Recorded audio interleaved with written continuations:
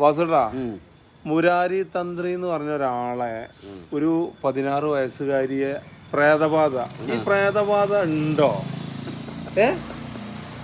എടാ ജനങ്ങൾക്ക് കുറേ വിദ്യാഭ്യാസവും ഇതൊന്നും ഉണ്ടായിട്ട് കാര്യമില്ല. വിവേക ബുദ്ധി തന്നെ സംഭവമുണ്ട്. നമ്മളെ കേരളത്തിലിപ്പോൾ ഏറ്റവും കൂടുതൽ അന്ധവിശ്വാസം പെരുകിക്കൊണ്ടിരിക്കുക. വിശ്വാസം തന്നെ എന്താണ് അത് വേറെ കാര്യം. എൻ്റെ കാഴ്ചപ്പാടാണ് പറയണത്. അപ്പോൾ അതിലും കട്ടുകട്ടിയാണ് ഈ അന്ധവിശ്വാസം എന്ന സാധനം. അതായത് അത് എല്ലാ മതത്തിലുണ്ട്. എല്ലാ മതത്തിലുണ്ട്. പറ്റിക്കൽസാണ്. കാരണം ഇപ്പോൾ വേജതന്ത്രി, ഈ തന്ത്രിമാർ ഏതാണ് നല്ലതുള്ളത്?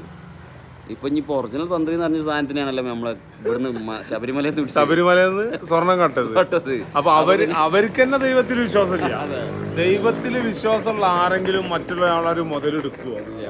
അപ്പൊ ഈ തന്ത്രിയാണെങ്കിൽ ഉഡായിപ്പിന്റെ ഉസ്താദാണ്. ആര് ഇപ്പൊ ജയിലിലടച്ച ഇപ്പൊ നമ്മളെ നാട്ടിൽ നിന്ന് പിടിക്കുന്നത് വേജ ഉസ്താദ്, എന്താണ് മറ്റേ വേജ ചികിത്സകര്, അങ്ങനെയുള്ള മതപരമായിട്ട് ചൂഷണം ചെയ്യുന്ന കുറെ ആൾക്കാരുണ്ട്.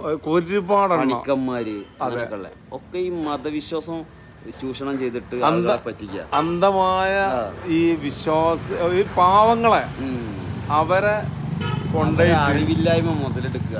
എന്നിട്ട് ഇതുപോലുള്ള തന്ത്രിമാരും മുരാരിമാരും ആദ്യം ഓട്ടോറിക്ഷ ഓടിക്കുന്ന കൊല്ലത്ത്, പിന്നെ വേജവാറ്റ്, അല്ല ഇയാളെ പരിപാടി വേജവാറ്റ്, ഇതൊക്കെ കഴിഞ്ഞിട്ട് ഗൾഫിൽ പോയി ഒമാനികളെ അങ്ങോട്ട് പറ്റിച്ചിട്ട് കോടിക്കണക്കിന് ഉറുപ്പ്യ ഉണ്ടാക്കി. എന്നിട്ട് പിന്നെ വീണ്ടും സത്യമാണത്. എന്നിട്ട് അവിടുത്തെ നാട്ടുകാരെന്നെ പറയണ്ടല്ലോ, നാട്ടുകാർക്ക് വിശ്വാസമില്ല.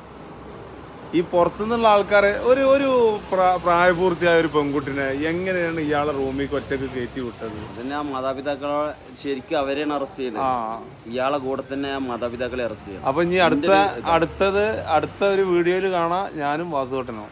Okay, by.